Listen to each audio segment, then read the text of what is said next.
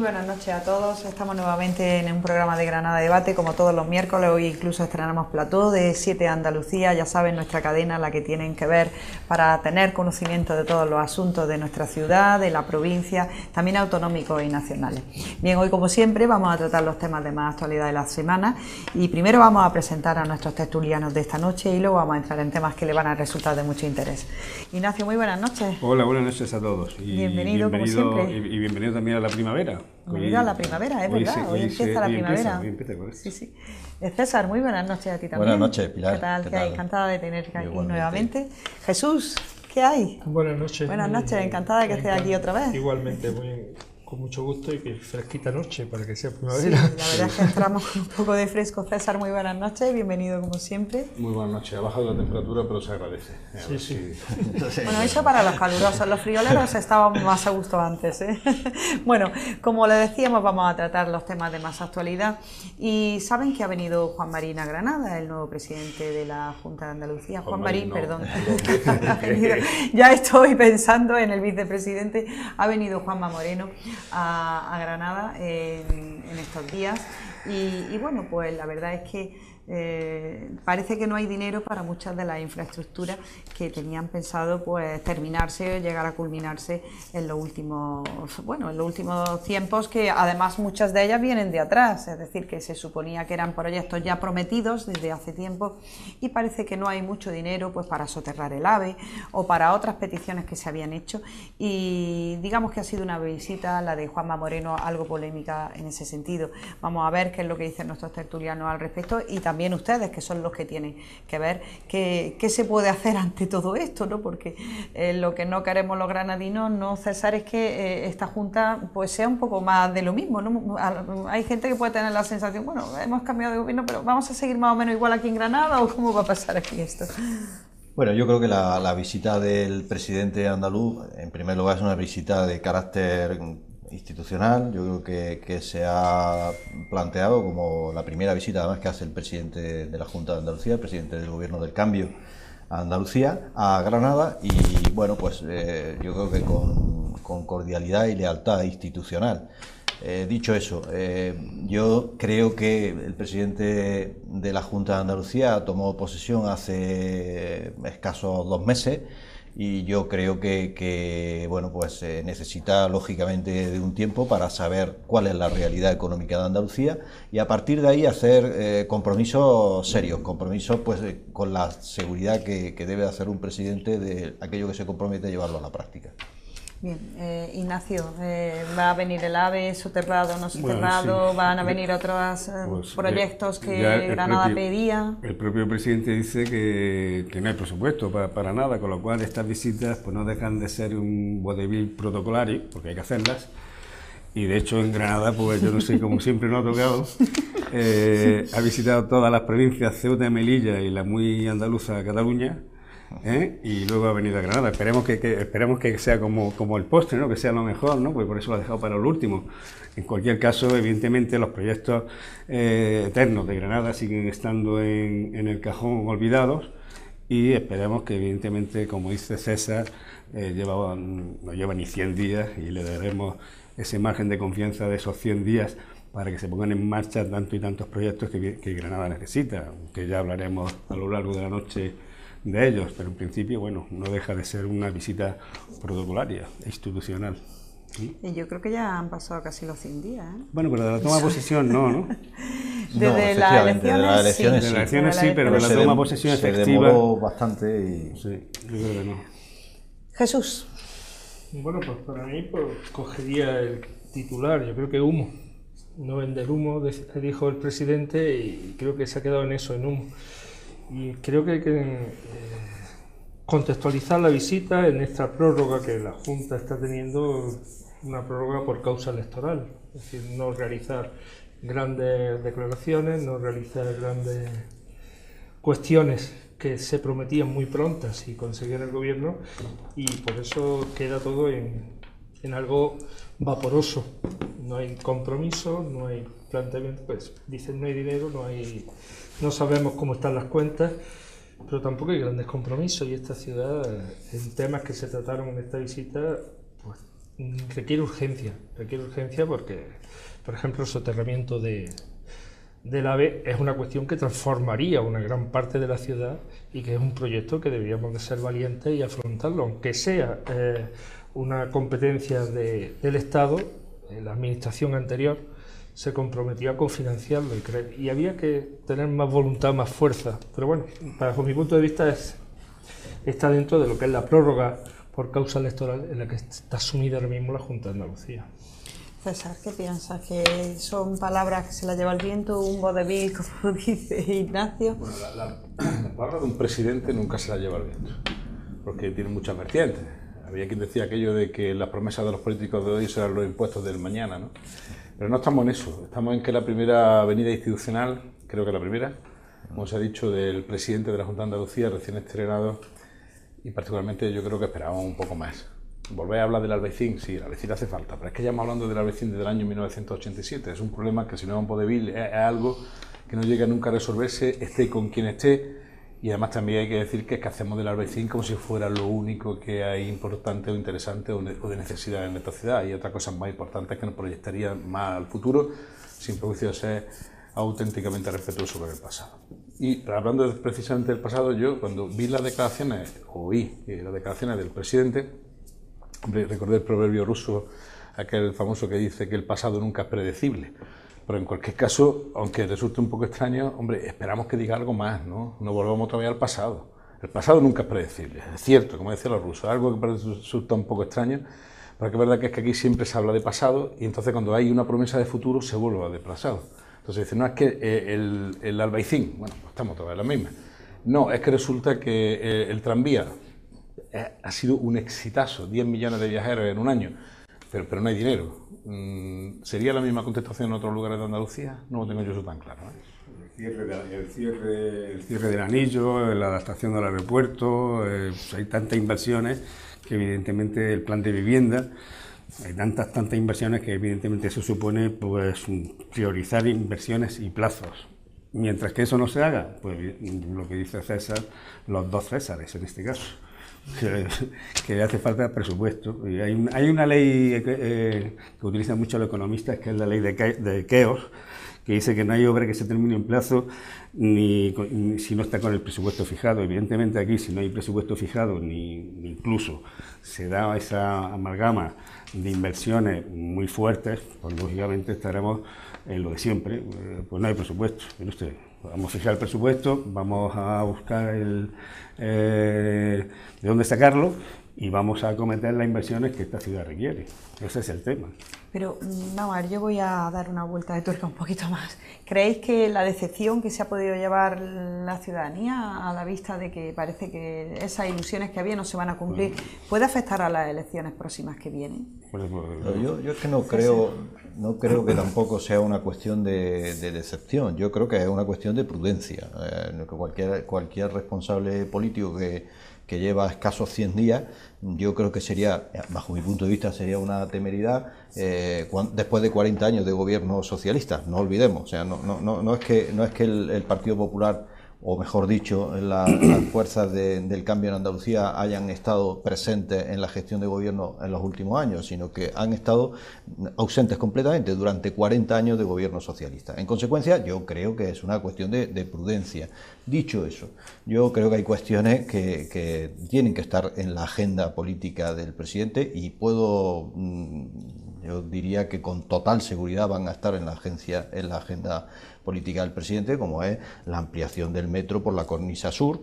Yo creo que es una realidad y es una demanda que es un éxito, como bien decía César Girón hace unos instantes, el metro. Ahora sí, también es verdad, yo creo que los granadinos y todos los andaluces tenemos derecho a conocer realmente las cuentas del metro. A la fecha en la que estamos no se conocen las cuentas del metro, no se sabe todavía lo que vale técnicamente el billete del metro y lo que paga el usuario. No se sabe qué parte le va a corresponder a cada administración de esa diferencia entre el coste técnico y el coste por usuario. En consecuencia, yo creo que hay cuestiones Hay cuestiones que han de saberse, que deben de salir, que saldrán a la opinión pública y que eso nos permitirá desarrollar la agenda política, por decirlo de alguna forma, de compromiso de la Junta de Andalucía en relación con Granada. Pero, insisto, yo creo que hay cuestiones que seguro que van a estar. El soterramiento del AVE. El soterramiento del AVE es una cuestión que no tengo tampoco la menor duda que el Gobierno de Andalucía va a estar también al frente de eso. Hablaremos en qué términos, hablaremos en qué condiciones y hablaremos de qué manera, pero va a estar en el tema ese, porque es una necesidad que para la ciudad y especialmente para el barrio de La Chana. Ahora bien, ahora eso sí que es verdad, por lo menos para mí, que en este momento procesal, en este momento lo más importante es traer el AVE, que llegue el AVE cuanto antes a Granada. Decía antes Ignacio el otro tema que me parece que es importante, que ya se venía hablando de él desde incluso el tiempo de Moratalla, el cierre del anillo de circunvalación. ¿Cuánto dinero ha gastado la Junta de Andalucía en los más de 10 proyectos que ha manejado del cierre del anillo y que al final han quedado guardados en un cajón? Bueno, pues yo creo que son números que habrá que saber, habrá que poner sobre la mesa y eso sí, un firme compromiso de, con los tiempos que sea preciso, más cortos que largos, pero eso sí, poner e iniciar esos proyectos que son necesarios para Esos proyectos los lleváis en el mismo programa, por lo tanto... Por eso digo que no tengo la menor duda... Por eso digo que si lo lleváis en el programa de unas elecciones municipales, que menos que le pongáis... Municipales y autonómicas. O sea, en el programa del presidente Juanma ya venía ese... Pero si la lleváis y luego decís que no hay presupuesto o que ya veremos, ¿para qué las ponemos? No, pero... Primero vamos a llenar el cesto de huevos y luego lo repartimos. Hay varios adagios que dicen que mejor terminar lo que está empezado que empezar algo nuevo. Es decir, también. El caso del el AVE tiene que llegar y que llegue, pero que llegue con todas. No vayamos a que llegue cuando ya haya llegado, haya que pararlo otra vez y volverlo a meter en un sitio o en otro. Es decir, no podemos tener estaciones de quita y pon. El soterramiento es algo que modificaría Las Chanas, Pajaritos, Sander, Camino de Ronda. Claro. Estableceríamos un punto de visibilidad de Granada, un mirador. Ahora no lo tenemos en una colina, sino en el valle. Y sobre todo el medio ambiente. Medio ambiente, que es muy importante. Completamente de acuerdo. Vamos a hacer obras concretas y cosas concretas. Y sobre el metro hay que citar a la consejera Carazo. Claro. Dijo, necesitamos un histórico del metro. La prioridad es el estudio de demanda. Creo que no hace falta un CIE andaluz para observar el éxito de la demanda del metro en Granada. Es decir, vamos a concretar en lo que ya tenemos abierto. Quizás sea porque, como antes decían, que iba a ser un rotundo fracaso el metro, claro, y no ha sido un rotundo, que hemos movido 12 millones de pasajeros. Yo con ese tipo de expresiones recuerdo alguno aquello de, dice, hay dos formas de ser feliz, o ser idiota o hacerse el idiota. Entonces, realmente, vamos a estar ahora con los estudios de implantación y de demanda. Si es que la mejor prueba ha sido lo que ha pasado con el metro. Si es que no hay más estudios que ese, que es que la realidad es tan tozuda como que hay 10 millones de usuarios y me figuro que va a haber más todavía. Sí, pero por ejemplo, en relación con el metro, a mí me llamó la atención, por ejemplo, no sé si coincidís conmigo, pero me llamó la atención que hace unos meses el alcalde de Cuenca planteaba que una de las líneas que había que poner en marcha en relación con el metro era una nueva línea al centro de la ciudad. Sí. Y creo que además, bueno, pues curiosamente desapareció de la agenda en su entrevista con el presidente de la Junta de Andalucía, Juanma Moreno. Es decir, lo que hace 3 meses... lo que hace 5 meses era una prioridad, una línea al centro de la ciudad, a la cual yo me sumaría también, dicho sea de paso, a la cual yo me sumaría, pero también se plantean otras posibilidades, que es ampliar a partir de Armilla, ampliar hacia los municipios colindantes, ¿no? Sí. Yo estoy absolutamente de acuerdo contigo todo lo que suene a tranvía, porque para eso lo empecé peleando hace muchísimos años después de haberlo quitado.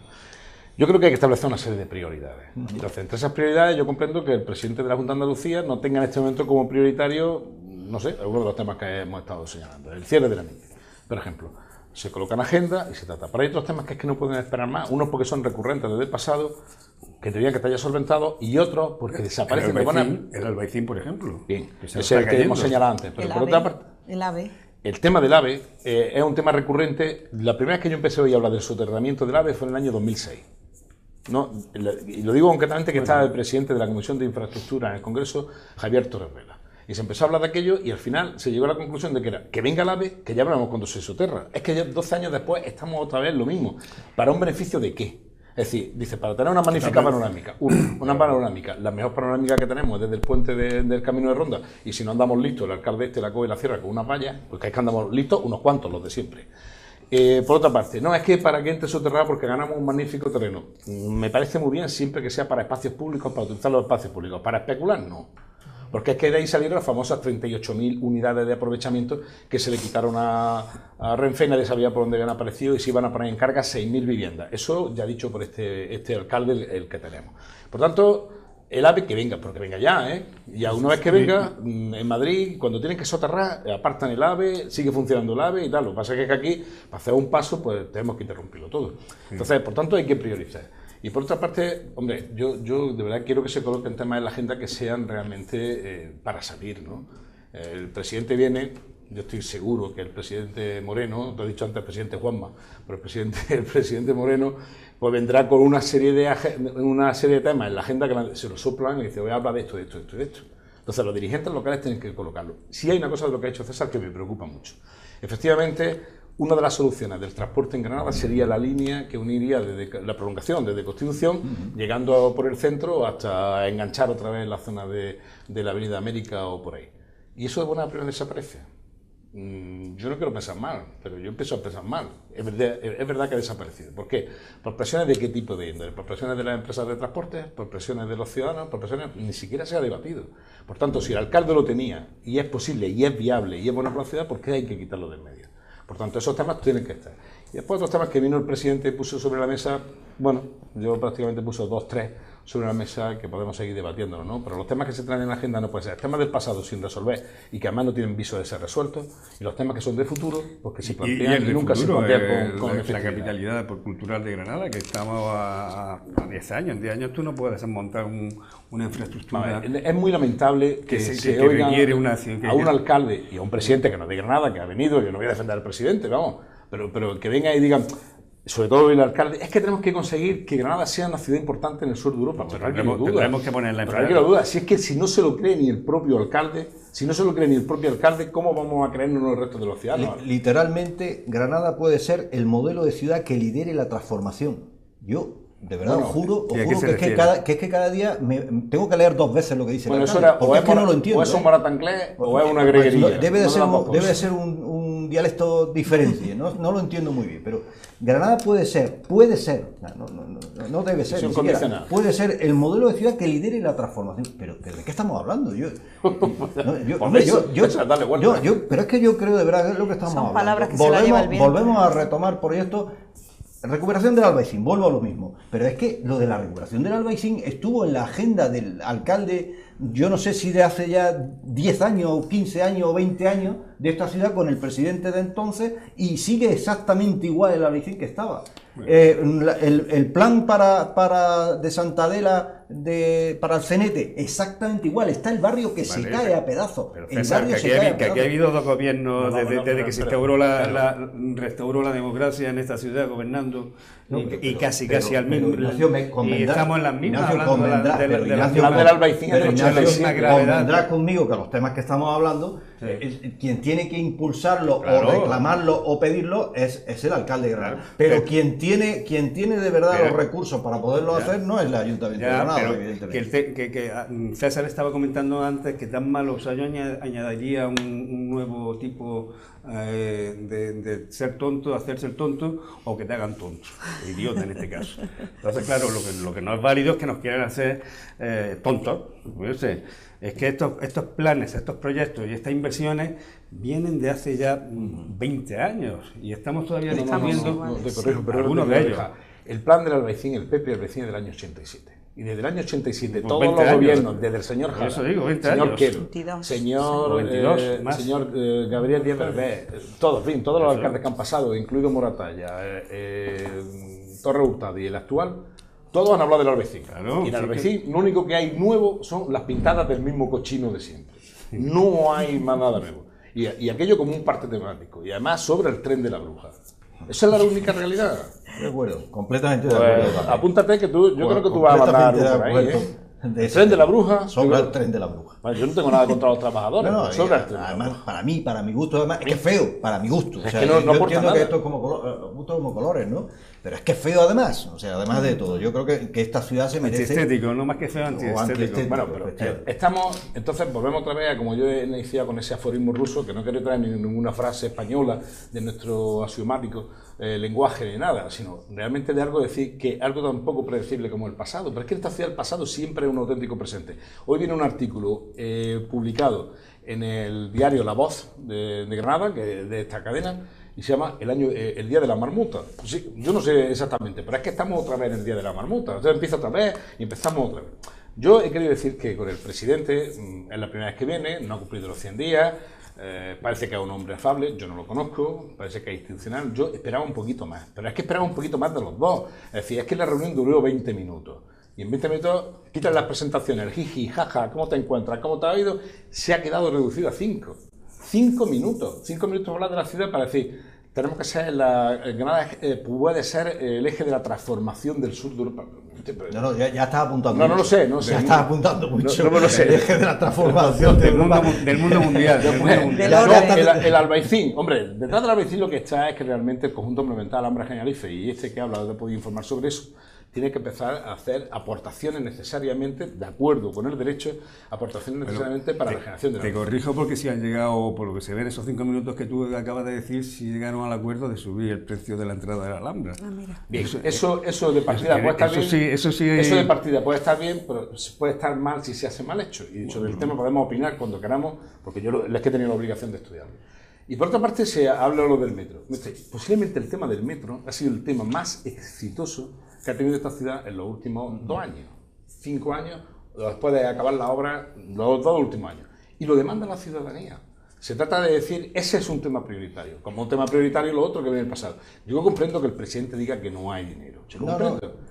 Y que diga que no se sabe cuánto ha costado, cuánto es la tarifa en sombra, cuánto es si hay la subvención de nivelación o tarifa en sombra lo que haya que pagar. Hombre, con una consejera de fomento como Marifran Carazo, que acaba de llegar, es verdad que acaba de llegar, pero que no sepan en este momento cuánto es la aportación que las administraciones públicas tienen que hacer como tarifa de nivelación, o subvenciones de nivelación o tarifa en sombra como queramos, la verdad es que me empieza a preocupar bastante. Porque no creo yo, salvo todos los valores añadidos que ha habido y sobre todo los sobrecostes añadidos, que el metro de Granada, con el volumen de explotación, de utilización que está teniendo, tenga una explotación deficitaria. Ojo, todos los transportes públicos son deficitarios. Pero vamos, no es lo mismo que el trenecito que se inventaron en Jaén, que valía 5 euros por billete, que había que pagarlo más de lo público. Aquí pues, figuro que la tarifa de nivelación pues será que al menos cada ayuntamiento pues, tenga que poner, los Andalucía tenga que poner 0,10 por billete o 0,25, no lo sé. Es una cosa, lo que yo exijo es que se sepa ya. Jesús, una última opinión, que nos vamos ya a publicidad. Tema metro es que se plantearon distintas cosas, por ejemplo la calidad del aire. Uno de los elementos fundamentales es el tráfico que entra a Granada todos los días desde las áreas que la rodean. Es decir, si evitar que entre tanto volumen de vehículos privados a la ciudad utilizando el metro, creo que es un tema no prioritario, sino urgente, fundamental, y que hay que venir con los deberes una mica más hecho. Bien, entonces, una palabra cada uno sobre esto y ya nos vamos a publicidad. ¿Esta visita ha servido para algo? Pues bueno, para esto una visita institucional pura y simple y con unas promesas que vienen recurrentemente haciéndose gobierno tras gobierno, que esperemos que alguna vez se lleguen a fructificar en algo positivo para esta ciudad, y que las inversiones, pues que lleguen, las inversiones necesarias. Que esta ciudad está postergada muchas decenas de años y sigue estando en función de quien haya mandado, de un lado o de otro.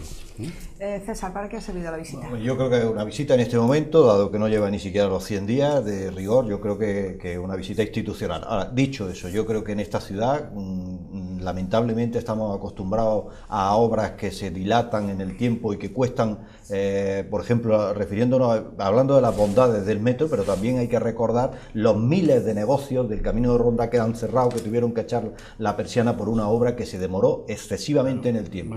En consecuencia, yo creo que sabiendo o conociendo lo que se demoran las obras públicas en este país, pero fundamentalmente también en Granada, yo creo que más pronto empezar y ya terminaremos, pero sobre todo poner los cimientos para las obras del futuro.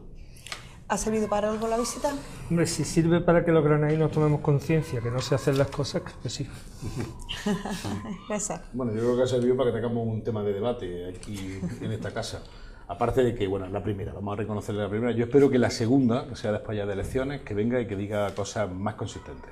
Y por otra parte, yo discrepo contigo relativamente, es decir, vale mucho y fue costosísimo la realización del metro en Granada.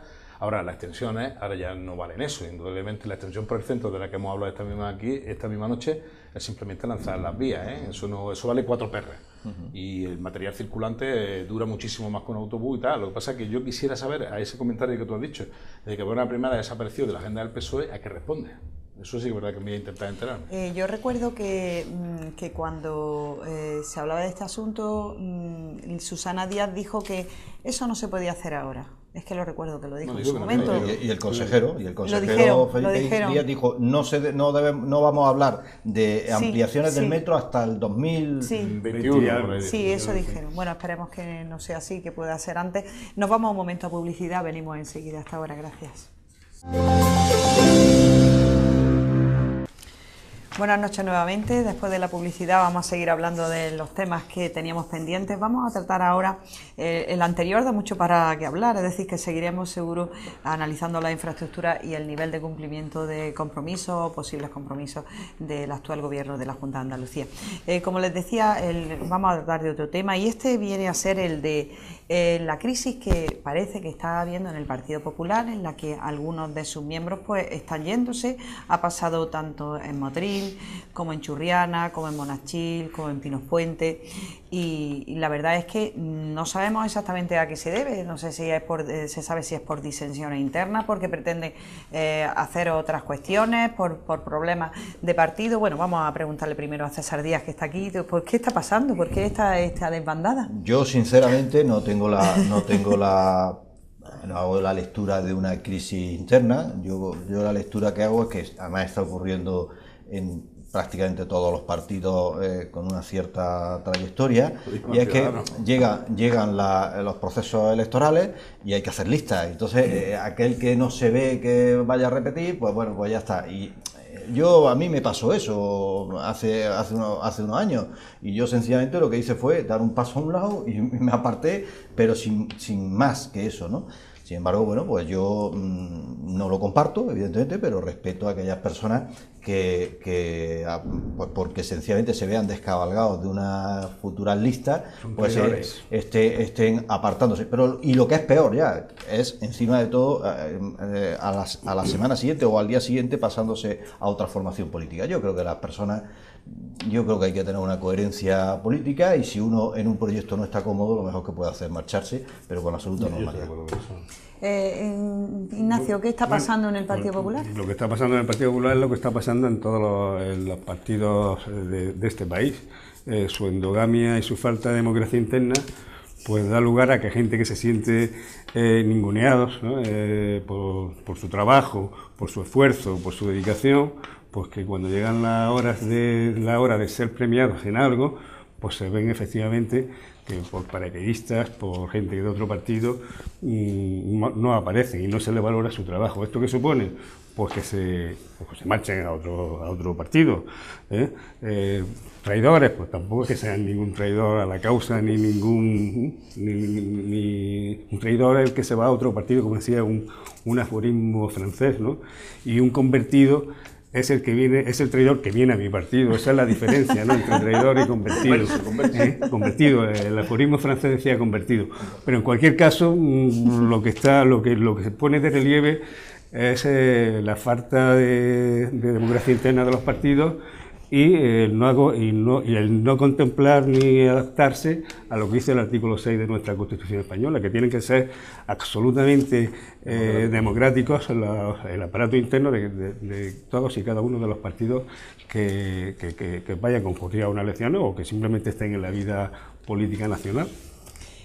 Jesús, ¿está desbandada en el PP de algunos de sus Yo como desbandada jefes no sé o si militantes en distintas... si es tan masiva, ¿no? Parece que es en varios, bueno, en 4 o 5 municipios. Sociológicamente tú podrías darle esto más... Bajo mi punto de vista, los momentos de más estrés que vive un partido político son los procesos electorales.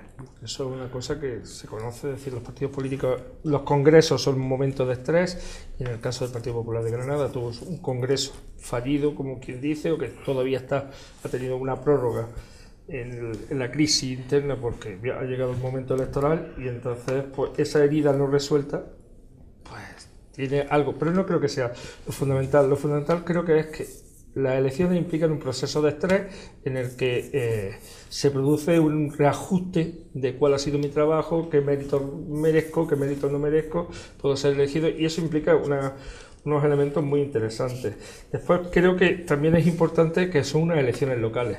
En las elecciones locales, una persona que es desplazada de las listas puede tener más capacidad de reubicarse en su espacio, porque una persona que acumula un capital político, por ejemplo en los pueblos, que es innegable. Es decir, mucha gente conoce a ciertos alcaldes o a ciertas alcaldesas que pueden tener cierto valor electoral, y eso implica pues que se crean con fuerza de superar al partido, a la institución partido. Y creo que por otro lado, y por coger la idea que planteaba Ignacio, hay una devaluación de la militancia, del valor de la militancia. Se ha perdido, ahora mismo se plantea que es mucho más atractivo alguien que aparece mucho en televisión, acumula mucho más capital electoral, mucho más capital político, que una persona pues que va a una asamblea, que se pelea todo el año, que está allí intentando sacar adelante un proyecto por consenso, no porque lo que diga sea más original en una televisión. Pero ¿no creéis que las formaciones que llevan ya muchos años no repiten siempre los mismos? Siempre se quejan el resto, los militantes precisamente de partidos que llevan años y años y años, se quejan de que siempre repiten los mismos. Esos son los que se pueden permitir, aquí yo decía a Franco cuando le protestaron, mire usted, está pasando tal y tal, usted como yo, no se meta en política, ¿no? La política la hacen los de abajo, los de arriba siempre están. Eso no, yo creo que el tema que está pasando, tampoco estoy siguiendo mucho, es que está habiendo un reajuste del espectro político de la derecha. Es decir, nadie se le escapa, aunque quieran negarlo, que el PP está teniendo problemas de fricción y problemas de espectro y de localización con el partido Vox, y por otra parte Ciudadanos, que estamos perdidos con el barco al arroz, pues no sabe uno si está para acá o si está para allá. Entonces realmente la derecha se está reajustando. Como está pasando también la izquierda. Lo que pasa es que la izquierda es que el PSOE parte de un principio en el que se dice que Podemos no existía y tenía 2 millones, Izquierda Unida tenía 1 millón y pico de votos y que pasó a tener 5, luego 3,5 son míos. Eso es lo que dice el PSOE. El PSOE está creciendo sobre lo que ya te he tratado de creer. En el resto de la provincia, ¿qué está pasando con el Partido Popular? Pues yo creo que lo que está pasando es que el proceso de confección de las listas. Aquel que se considera que está un poco fuera y tiene posibilidad de montar una lista, y en un pueblo es muy fácil montar una lista, en una capital como Granada es más complicado. Pero en un pueblo como montonalista, pues se va de Vox, está allí, y como Vox tiene que tener presencia o quiere tener presencia en determinados sitios, pues monta una lista, y no es tan sumamente complicado, ¿no? Los dos grandes partidos, el Partido Socialista eso lo sufre menos, son estructuras muy consolidadas, muy antiguas. El Partido Popular se ha consolidado a lo largo de muchísimos años, entonces son partidos que van a estar siempre, con sus problemas, unas veces más, otras veces menos. Pero en cualquier caso yo creo que desbandada no. Simplemente pongo un ejemplo. El día que tomaron posesión los delegados, o se presentaron los delegados de la Junta de Andalucía, los nuevos, que yo no aparecí por allí, por mi despacho, no me encontraba muy bien. Yo vi gente allí pegando palmas, que eran de los que habían estado hablando con nosotros para venir en la lista juntos por Granada, ¿no?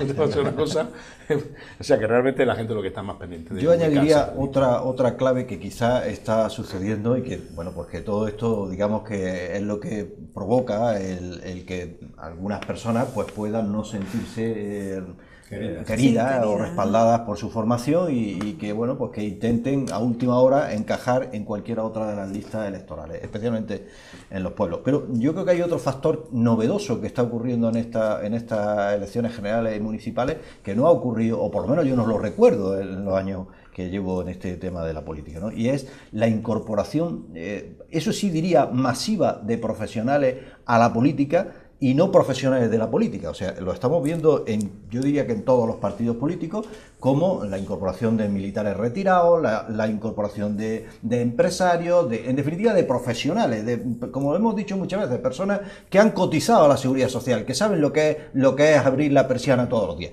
Lo cual no quita... No es malo, ¿no? No, en absoluto, y no lo estoy hablando, no estoy diciéndolo como una cosa negativa. Yo creo que es muy bueno que los profesionales se incorporen a la política. Yo creo que las puertas abiertas, que los partidos abran las puertas abiertas, abran las ventanas y entren personas de la sociedad civil profesionales, yo creo que es muy bueno. Es que acotar, como se ha tenido acotado todo este tiempo la política solamente a los políticos profesionales, que como tú bien acabas de decir, algunos no tienen ni un día cotizado en el régimen general de la seguridad social, es lamentable. Las fricciones en las localidades pequeñas, pues evidentemente eso denota que porque montar una candidatura es más fácil y la gente pues no vota tanto a una ideología, sino que vota a la persona, y por lo tanto es normal que haya esas fricciones en algunas localidades en cuanto que yo sigo el del partido, yo me he esforzado en el partido y ahora no aparezco en el puesto que quiero aparecer.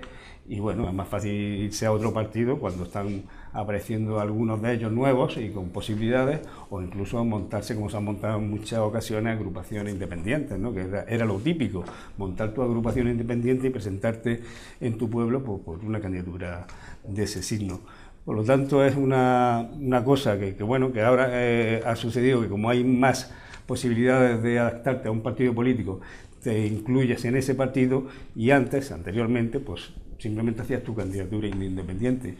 Por lo tanto, no ha cambiado tanto el tema respecto a esa gente desencantada del partido de referencia para irse a otro. Últimas impresiones sobre esto, Jesús.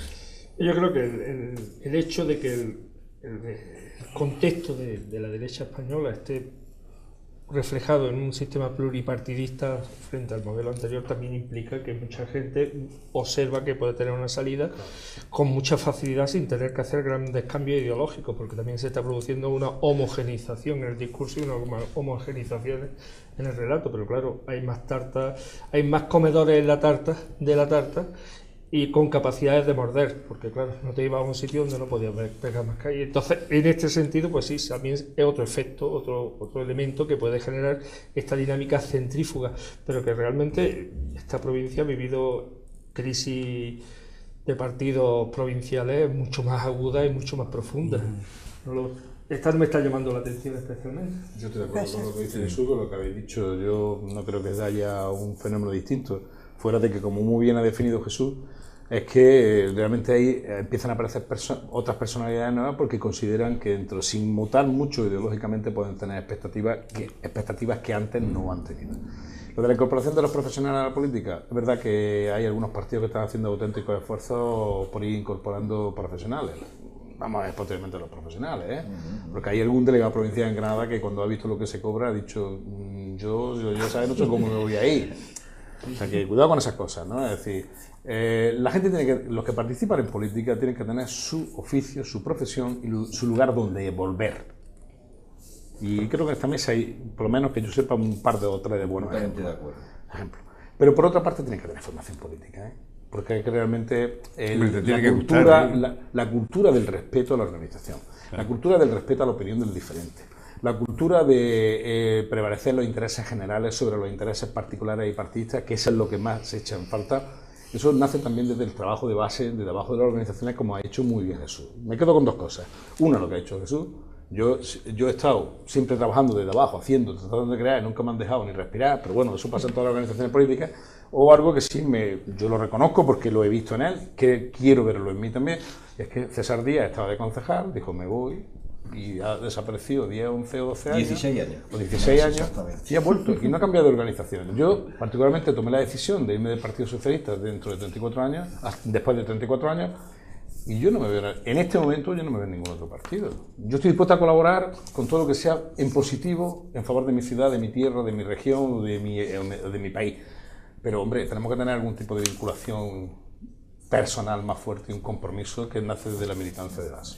Bien, bueno, vamos a tratar otro tema que, bueno, que está ciertamente relacionado con esto. Ese es el de las purgas que se supone que han hecho en las listas tanto Pedro Sánchez por una parte como Casado por otra. Entonces, parece que hay bastante descontento. La Federación Andaluza del Partido Socialista está muy descontenta. De hecho, Susana Díaz sabemos que ha dicho, tomo nota, ¿no? Como diciendo, bueno, aquí ya luego nos veremos en pasar en otro momento. Es decir, que parece que la guerra fratricida puede estar abierta. En las listas de Casado también ha desaparecido el marianismo y también el sorayismo, de tal manera que bueno, que puede que estén en su derecho, pero que también, como da lugar a muchas polémicas y a muchos cambios de opinión entre uno y otro, pues lo vamos a ver nosotros ahora. Ignacio, ha desaparecido el sorayismo, el marianismo. Pedro Sánchez no ha dejado ni que Susana Díaz opine, ni que Lambán, que fue otro que se le opuso, opine. ¿Cómo ves todo esto? ¿Son purgas? ¿Están legitimados? Hombre, legitimados no están desde el punto y hora en que evidentemente se saltan estatutos, se saltan primarias, etcétera, etcétera.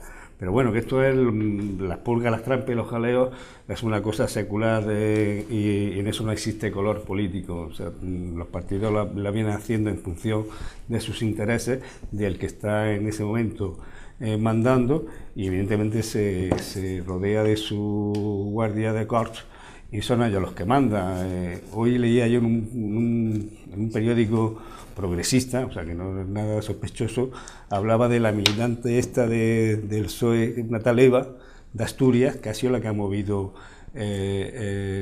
por toda España de su pecunio el tema del presidente, ¿no? De cuando se eligió en sus primarias Sánchez salió elegido presidente. Eso porque tendría dinero. Sí, o bueno, pero que bueno, que hoy viene el periódico diciendo que se va y que dimite porque está harta. Y además lo ponían efectivamente cómo había trabajado por esa candidatura, cómo se había entregado, y al final, pues no, la única recompensa que ha recibido es que la han echado. Y entonces pues, hoy venía, bueno, pues es más de lo mismo, es la falta de democracia interna. Trataron de hacerlo con Pablo Iglesias, ¿eh? Sí, es la falta de democracia interna, es la endogamia de los partidos, y es lo que antes estábamos hablando del otro partido. O sea, no, es que no hay más.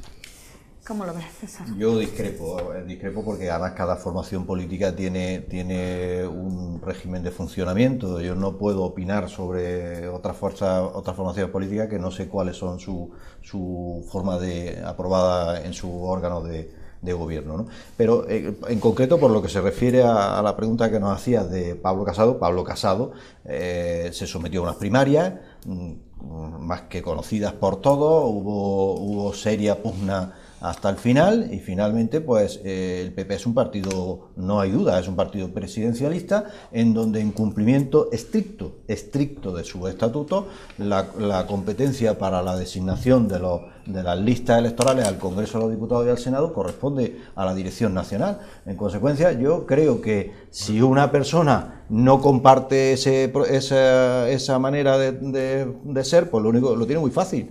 Es presentarse a un congreso,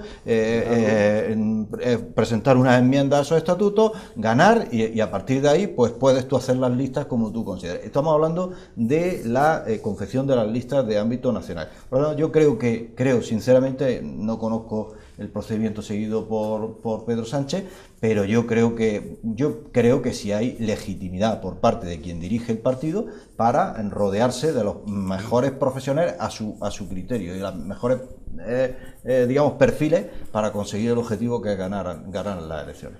Jesús. Yo es que creo que estoy de acuerdo que el Partido Popular y el PSOE son dos tipos de organización diferentes, aunque en este caso hayan confluido en el modelo un poco, pero creo que es que vivimos una época en la que el liderazgo es demasiado importante. Y en el caso de estos dos partidos tienen un problema grave, y es que se han podido encontrar con grupos parlamentarios contrarios al liderazgo. Es decir, estamos ante liderazgos débiles, en cierta forma, uno porque ha llegado recientemente y el otro porque tuvo que hacer un manual de resistencia, y entonces pues claro, se encontró que su medio grupo parlamentario, si no 3/4, estaba en contra de él como líder del partido. Y en ese sentido es un liderazgo débil, pues que que además se enfrentan a una probabilidad relativamente posible, que es que los dos puedan perder. Y cuando pierdes, mantener quietas las filas en el grupo parlamentario es más difícil. Entonces es necesario tener a gente de mucha confianza para que si te toca estar 4 años o el periodo que te toque en el frigorífico, estar con el frío que hace la oposición, poder aguantar en el escaño. Y entonces yo creo que esto es una respuesta lógica. Después, una cosa que yo sí creo que es importante, cuando se produce un congreso de un partido, poca gente se lee el documento de organización o el documento de estatutos. Ninguno. Todos hablan de grandes historias, de grandes programas, pero ahí es donde se parten las reglas del juego y es donde realmente los partidos tienen que pasar por el artículo 6 de la Constitución. Yo estoy de acuerdo en mucho de lo que se dice, pero yo creo que el problema está en las primarias, hablando de los partidos. ¿Por qué? Yo he sido siempre un defensor de las primarias, fui de los primeros en empezar a hablar de las primarias cuando estaba en el Partido Socialista, pero al final las primarias destruye la propia organización porque es que se le otorga el poder entero a aquella persona que gana las primarias. En partidos presidencialistas, como el Partido Popular, se nota un poquito menos, porque siempre el presidente ha sido el presidente, más ahora si le da la legitimación de que han votado las bases, está todavía más complicado. Pero en un partido como el Partido Socialista, donde anteriormente se sentaban lo que se llamaban los varones o se sentaban las federaciones, al final había necesidad de entenderse y conciliar, converger, consensuar una figura que con las primarias se distorsiona absolutamente. Yo creo que de tal manera que las primarias yo creo que han venido a crear, intentando crear un modelo más democrático, han venido a crear una distorsión muy profunda en los procesos de selección de los líderes dentro del partido. Y por otra parte, decir, bueno, que esto no es una cuestión ex nova, es una cuestión antigua. Los romanos pues decía llegará la sangre a la isola tiberina, ¿no? O sea, que es que cuando entraba una dinastía, acababa inmediatamente con la dinastía anterior y con todo aquello que pudiese oler a la anterior, porque indudablemente dejar a uno vivo significaba posponer tu propia muerte, ¿no? Por tanto, esto es política, y la política es así, hay que entenderla de esa manera. A mí no me gusta, me gustaría que fuera de otra manera. Yo creo que los partidos políticos son instrumentos del siglo XIX que están totalmente obsoletos. Hay otras fórmulas flexibles que habría que buscar para participar, pero mientras que tengamos eso, yo creo que en este contexto actual ni es peor Susana que Pedro, ni es peor Pedro que Susana. Particularmente yo empecé apoyando mucho a Pedro al principio y me fui porque no podía soportar a Pedro y no puse ni un duro, ¿eh? Bueno, es un tema. Yo creo que distorsiona un poco la primaria, evidentemente, pero también distorsiona lo que son, ya decía alguien, las primarias y los referéndums las carga el diablo. Pero en los partidos presidencialistas que no tienen primarias, también evidentemente se ha visto que hay un control exagerado y muchas de las veces maquiavélico en cómo se consiguen ganar esos congresos para estar en la presidencia, en la cúspide del partido. Por tanto, es un mal endémico que tienen los partidos políticos en este país y que estoy contigo, César, que deben cambiarlo, porque lógicamente estamos viendo consecuencias de eso, pues que se están arrimando a los partidos, pues se están haciendo en plan fichaje futbolístico, ¿no? A ver quién es el que ficha el mejor y sin ideología se están ya no tienen la ideología que tenían antes los partidos, ya se confunden un partido con otro y por tanto yo creo que eso no tampoco va a ser bueno para la democracia, ¿no? Que es lo que en definitiva se trata de mantener en este sistema y en unas elecciones. Bueno, nos quedan 5 minutos exclusivamente. Voy a hacer una pregunta muy rápida sobre la posibilidad de ilegalizar partidos políticos que no defiendan la unidad de España. Esto lo ha planteado Vox y también se ha hablado en otras ocasiones, pues hay partidos que están a favor del independentismo, otros que no se deciden a defender esa unidad, como se ha planteado que pudiera ser Podemos. Entonces, yo quiero simplemente, muy brevemente, cada uno que veis o gente o partidos que no usan la bandera constitucional. Es decir, hay muchas variantes que distorsionan mucho la unidad de España, que ya vemos que está bastante en peligro en Cataluña, ¿no? Entonces, muy brevemente, un par de palabras cada uno. César, empieza tú. Yo diría legalidad. Legalidad. Tenemos una constitución, nuestra norma fundamental, y yo creo que todo lo que se ajuste a la literalidad de esa Constitución está dentro de... Pero entonces, por ejemplo, el PDeCAT, Esquerra Republicana de Cataluña, etcétera, ¿habría que ilegalizarlos? Yo creo que tenemos herramientas suficientes para hacer que cumplan la ley. Y sencillamente lo que hay que hacer es que cumplan la ley. Si quieren estar dentro del régimen democrático que tenemos en España. Tenemos unas normas y lo que hay es que cumplirlas. Si no las compartimos, pues respeto a la sencillamente lo que no pueden es estar dentro de ese Claro, ámbito dentro, democrático. en Es España, una por ejemplo, contradicción, en Alemania, por ejemplo, están ilegalizados. ¿Qué piensas, Ignacio? En Alemania están ilegalizados los partidos nazis y los partidos comunistas, por ejemplo. No, los que no respetan la unidad del país. Vale, también. Los que no Pero en respetan la cualquier unidad. caso, que el preámbulo de ley de partidos recoge la obligatoriedad, y de hecho en este país han ilegalizado algún partido por incumplimiento de esa ley, y está claro, el cumplimiento y el sometimiento a la Constitución. En el momento que te salta la Constitución y te salta la ley de partidos políticos, que recoge incluso la posibilidad de legalizarlos por esas causas, pues está todo dicho. No, pero sobre todo, yo hay una cosa, si tú estás en unas reglas del juego, que las establece una Constitución, que establece las reglas, si no respetas las reglas del juego no puedes estar en el partido, es lo que yo pienso. ¿Tú qué piensas, Jesús? Yo es que creo que esta Constitución permite que haya partidos que no la defiendan. Yo creo que la frontera donde está es en la violencia. Y este país tuvo un fenómeno de violencia asociado a un fenómeno independentista y pudo responder a ello. Entonces creo que la frontera está en la violencia. Mientras haya grupos políticos que sin violencia planteen una reforma constitucional, no me parece ningún problema. Perfectamente. Bueno, me parece bien. Yo lo que acaba de decir eso me parece muy sensato, como todo lo que me han dicho los compañeros. Es verdad que hay países de nuestra órbita, o nosotros de la órbita occidental, donde son ilegales aquellas organizaciones políticas que pretenden la separación, disgregación de la patria. No digamos el caso francés o el caso alemán. Pero yo me voy a remontar al año 1640. Yo invito a todos los espectadores de 7 Televisión a que lean sobre el año 1640, que vean lo que pasó realmente con lo que ellos llaman la Revolución de los Segadores, que vean cómo el pueblo de Cataluña iba por un sitio y la casta dirigente en aquel momento, que acabaron con el virrey Santa Coloma, iban por otra vía absolutamente distinta, totalmente comparable a la actual, ¿no? Que es el mantenimiento del privilegio de la casta política en Cataluña. Cuando queráis los puedo dar datos, pero en cualquier caso que se lea sobre el año 1640. Y por otra parte, ¿acabo? ¿No? Sí, ¿Acabo? termina. Yo, el abogado Barleby, que es de Sir William Hare, pues dice una frase, dice muchas frases, pero empieza el libro diciendo, no doblaron las campanas, sino que se doblaron las campanas. Y por otra parte hay una frase importante que dice, siéntate con calma y verás cómo el destino se consume, ¿no? O se consume el destino. Y yo creo que aquí va a pasar esto, es decir, aplicación de la ley, dentro de la ley cabe todo, y dentro de la Constitución española cabe absolutamente todo, hasta plantear la independencia, por los procesos legalmente establecidos. La última palabra. Lenin tenía una frase muy típica que era 2 pasos adelante y 1 atrás. Y aquí lo que está sucediendo muchas veces que con estos partidos que están fuera o al límite de la Constitución, que juegan con eso. Doy 2 pasos para adelante, pero cuando viene el Papa de Estado a decirme, oye, que esto no es así, que te puedes tener un problema, pues repliego uno de los pasos. Y eso no es así. Sí, además chantajean un poco al Estado. Estamos en un plan de chantaje, por lo tanto... Lo que provocan es chantaje. Si se establecen las reglas del juego y todo el mundo la respeta, pueden hablarse de otras cosas. La Constitución tiene que ser tan seria que no puede dar lugar a esto, al chuteo que hay ahora mismo, o que se ha tenido en muchas ocasiones a lo largo de esta historia, de esta transición democrática, en el que ahora me pongo, ahora me quito y ahora ataco al Estado. Eso en ningún país moderno. Hay un ejemplo más gracioso, ¿no? ¿Cuál? ¿No? Hoy creo que declaraba uno de los guardias civiles que en donde estaban los 9 millones de papeletas estaba el señor Torra, entraba, salía, se llevaba la papeleta. Es que no es serio, ¿no? Es que es de cachondeo, ¿no? Francamente. Eso, el gobernador de Minnesota le cortan el cuello de momento. Bueno, ya con esto terminamos por hoy. Nos quedamos con ganas de seguir compartiendo y debatiendo con nuestros contertulios.